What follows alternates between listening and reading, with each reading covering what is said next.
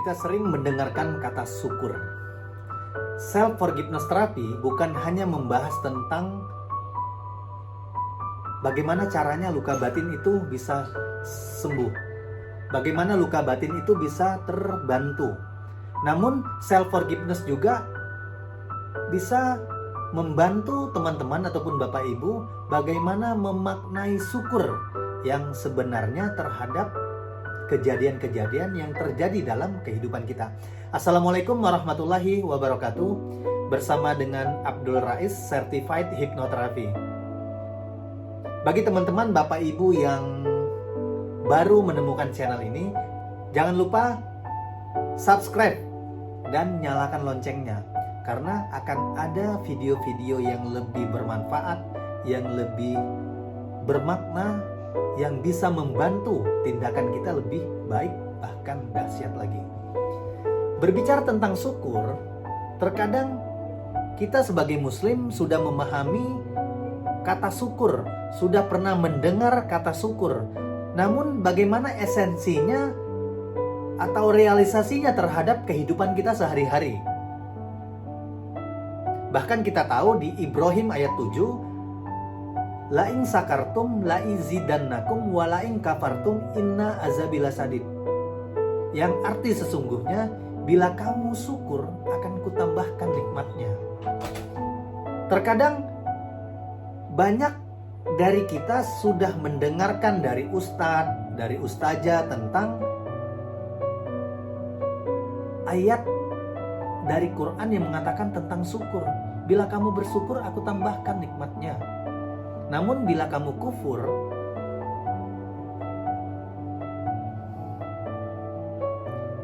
sebenarnya banyak hal-hal yang kita lakukan, kita alami, tidak sengaja kita tidak bersyukur. Kita tidak mensyukuri apa yang terjadi di dalam kehidupan kita. Terkadang kita suka mengeluh, kadang kita suka tidak present moment. Padahal bila kita bersyukur, kita akan mendatangkan keajaiban. Bila kita bersyukur, kita bisa mendatangkan hal-hal yang kita inginkan. Nah, sudahkah teman-teman ataupun Bapak Ibu praktek akan sikap syukur, ucapan syukur, prasangka yang bersyukur juga, serta perasaan yang bersyukur? Nah, bagaimana prakteknya? Mungkin banyak orang yang bersyukur ya apabila ia bisa membuat rumah baru, apabila ia bisa mendapatkan kredit baru, orang membeli mobil baru, bahkan ia mengumpulkan orang untuk makan-makan ataupun mengucapkan syukur di dalam rumah secara beramai-ramai. Namun orang tidak pernah mengumpulkan orang, mengundang tetangga, bahkan teman-teman untuk berkumpul dalam satu waktu, satu tempat untuk mengucapkan syukur apabila hal-hal yang negatif terjadi. Nah, memang ini jarang sekali dipraktekkan oleh orang-orang di luar sana. Namun saya praktek, namun memang saya tidak mengumpulkan orang lain. Saya praktek dalam arti kata, saya bersyukur atas tidak responnya semesta terhadap saya untuk mempunyai truk. Nah, karena saya sebagai supplier pasir, dulunya saya harus mempunyai modal, harus kredit truk. Sehingga suatu hari karena saya memaknai setiap sholat saya Al-Fatihahnya dengan makna yang sebenarnya, artinya misalkan siratal ladzina an'amta alaihim, tunjukkanlah jalan yang lurus. Akhirnya Tuhan menemukan saya pada sebuah seminar yang dikatakan bisnis tanpa riba. Akhirnya pertanyaan saya di 7 tahun yang lalu tentang kegagalan saya dalam melakukan bisnis, ya, sehingga tidak berlangsung lama saya mempunyai modal banyak, saya mempunyai kredit banyak, sehingga hari ini saya tanpa punya modal, tanpa punya truk, saya bisa menghasilkan uang. Bisa menghasilkan uang dari arah yang terduga dan arah yang tak terduga. Mungkin dari penjualan pasir, dari membantu orang coaching akan terapi luka batin, bahkan bisa bermanfaat banyak terhadap orang lain. Jadi jawabannya 7 tahun. Sempat waktu itu saya mengeluh, saya bertanya kepada diri saya, kenapa saya gagal? Ternyata Allah pengen, Tuhan pengen kita lebih baik lagi. Kita bersyukur atas hal yang tidak kita inginkan kemarin terjadi, sehingga kita mendapatkan ketenangan hari ini. Menunggu, menanti jawaban itu, ternyata hari ini, oh saya tidak punya truk, tidak punya modal, saya ternyata bisa menghasilkan uang. Kalau dulu sudut pandangnya akan bisnis, akan usaha, harus punya truk, harus punya modal untuk mengirimkan sebuah pasir bangka ke suatu tempat, misalnya ke Jabodetabek. Ternyata sudut pandang itu salah, mindset yang seperti itu salah. Ternyata menghasilkan uang itu bisa kok tanpa mempunyai truk ataupun kredit truk yang memang ada larangannya secara Quran dan hadis, yaitu riba. Bahkan saya bisa menghasilkan uang dari manapun.